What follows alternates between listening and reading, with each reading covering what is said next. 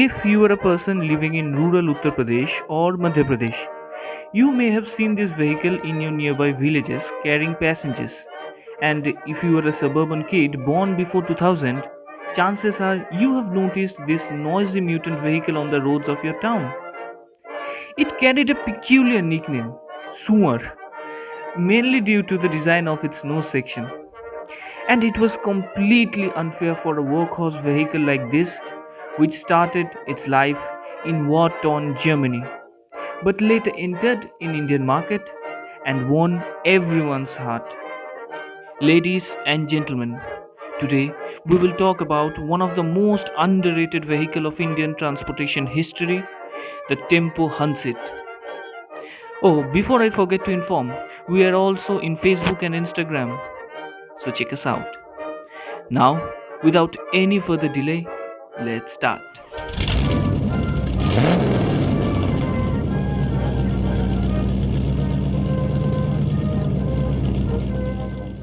To know the origin of Tempo Hansit, we have to go back in history. Germany, 1945, a nation completely devastated by World War II. The economy was collapsed and the nation was split in two parts, capitalist West and socialist East Germany. The nation was in complete turmoil. The transportation system literally traveled back to the Stone Age. The necessity of a no frills transport medium which was equally fuel efficient was becoming imminent exponentially. Hence, the solution came in the form of Hansit. Initially, it was just a three wheeled motorcycle with a load bay in the front. But as it evolved, the load bay shifted to the back. The citizens of Deutschland loved it. Now, the Hansit was introduced in India by the Bajaj Motors. Though initially they were built as a goods transporter, in India they were soon modified with benches in the rear and a sheet metal roof to protect its occupants. And voila! Tempo Hansit was transformed into a people carrier. There were several other transformations like those mentioned above. There was a variant specifically built for the post offices and purposes like carrying parcels, though having a tremendously awkward surname such as Suar, it never really dissatisfied its owners. Next, we will discuss about its technical specifications. Tempo Hansit was equipped with a 396cc twin-cylinder two-stroke engine. The engine had reverse scavenging. It could produce 15 brake horsepower at 4500 rpm. As you can imagine, pollution was the least concern they were worried about. In India, when some of these petrol engines had reached the end of their life cycle, they were replaced by diesel engines. From of all things, irrigation pumps. Hence, they had no starter motor and the driver used to carry a rope instead of an ignition key to start the engine by coiling the rope around the starting pulley and pulling it to rev the engine.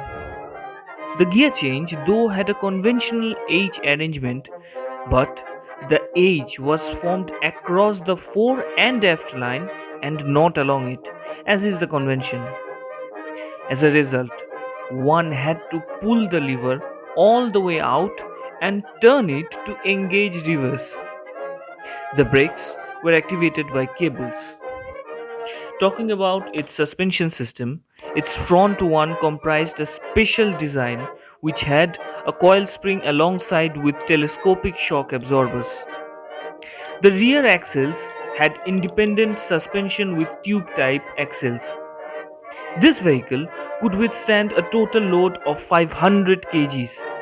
But we all know in rural India they used to overload their precious sumer several times more. It had a fuel capacity of nearly 12 liters.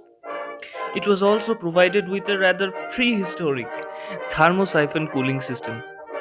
The steering system of Tempo Hanset was adjustable, warm, and segment type.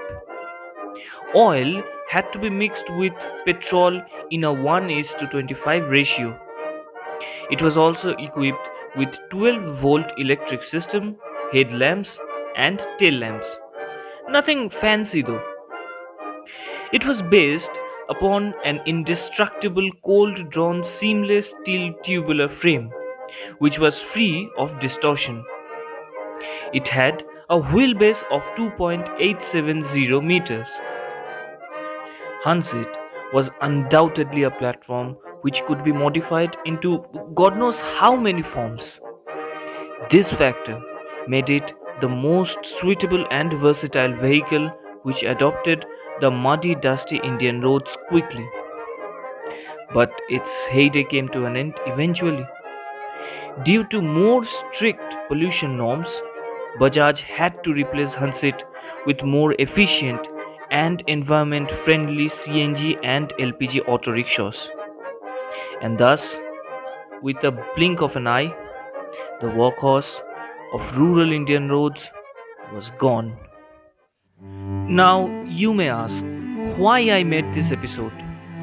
Actually, there are many unsung heroes of Indian transportation history whose role in the building of the economy of our country is yet to be recognized.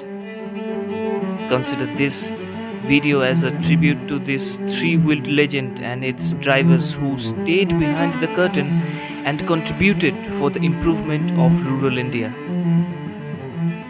That's it for today. Thank you so much for staying this long. If you're new to the channel, don't forget to subscribe. And please do share this video with your friends. Jai Hind.